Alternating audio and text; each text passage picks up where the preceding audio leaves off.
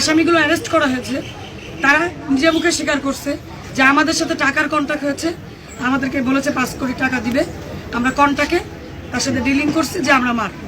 আমরা প্রফেশনাল, তার মানে তারা প্রফেশনাল, তারা এই কাজই করে।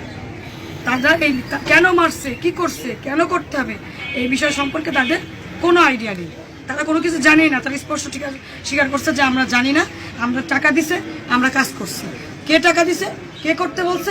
আখতারুজ্জামান শাহিন বলছে আমাদেরকে করতে, তাদের বক্তব্য এটা। এখন আমার বক্তব্য হচ্ছে যে আসামিরা যদি এই ধরনের বক্তব্য দিয়ে থাকে তাহলে আমাদের সবার আগে উচিত কি, যেটা আইনের ভাষায় উচিত, যে আখতারুজ্জামান শাহিন যার কথা আসছে মূল পরিকল্পনাকারী, তাকে অ্যারেস্ট করা, তাকে আইনের আওতায় নিয়ে আসার পর তার কাছে জিজ্ঞাসাবাদ করা হোক। জিজ্ঞাসাবাদ করার পরে আমি তো বলেছি আগে যে সুষ্ঠু তদন্ত করা হোক, তার স্বীকারোক্তি নেওয়া হোক, সে কেন করছে। সেটা কি রাজনৈতিক ইস্যু, সেটা কি ব্যবসায়িক কিছু ইস্যু, যেটাই হোক সুষ্ঠু তদন্ত করা হোক, তার মুখের কথা নিয়ে হোক, তারপরে আপনারা নিউজ করেন। সর্বশেষ তথ্য যে আগামীকাল পর্যন্ত আমরা বিশ্বাস করি যে আমরা একটা মেসেজ পাবো, এইটাই এখন আমাদের জানা হয়েছে। ওয়ালটন ফ্রিজ কিনে অনেকের মতো আপনিও হয়ে যেতে পারেন মিলেনিয়াল, সেরা পণ্যের সেরা অফার। এইখানেও যত দূরেই থাকুক, যে নেপথ্যে থাক, যেখানেই থাক, তাদেরও উদ্ঘাটন করা সম্ভব হবে বলে আমরা বিশ্বাস করি। আমাদের রাজনৈতিক কর্মসূচি আমাদের কেন্দ্রের সাথে আমাদের এখনো আমি যোগাযোগ করে আসছি, সেটা হলো যে আমরা লাশের অংশ পেয়ে আমরা মুসলমান হিসাবে আমাদের যে ধর্মীয় কাজকর্ম আছে সেগুলো আমরা করিয়েই আমাদের কর্মসূচি আমরা ঘোষণা করব।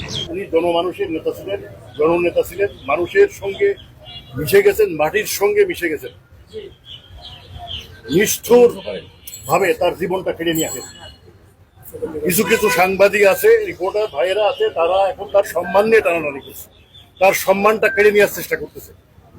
আপনারা মানবিক হন, একটু মানবিকভাবে আপনারা প্রতিবেদন লিখুন। সার্বিকভাবে জেলা পুলিশ হিসাবে আমাদের যে কর্তব্য জেলার আইন এবং শৃঙ্খলা সম্পূর্ণ নিয়ন্ত্রণে রাখা, সেটা আমরা রাখছি।